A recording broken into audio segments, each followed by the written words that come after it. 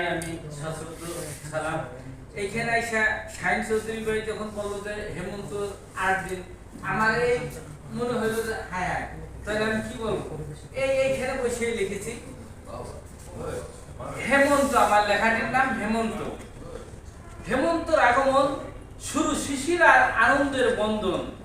আমি জানাই হেমন্তকে সুস্বাগতম। ছোটবেলায় আমি নিজে থালা কাশি পিটিয়ে হেমন্তকে করেছি বরণ। মা সিন্নি রান্না করে হেমন্তকে করেছে আমন্ত্রণ। মায়ের পাক করা মিষ্টান্ন পরদিন খেতাম বুক ভরা আনন্দ। সন্ধ্যায় থালা কাশি পিটিয়ে বলতাম আশ্বিনে রান্ধে কার্তিকে খায়। যেই রং রান্ধে সেই বর পায়। অবশ্য এই গীতি অবিবাহিত মেয়েরা বেশি গাইতো। আজ আর নেই গ্রামে গঞ্জে সেই সংস্কৃতি, আমরা ভুলে গেছি সেই স্মৃতি। আমি লেখক চা বিক্রেতা গোলাম মওলা শিকদার।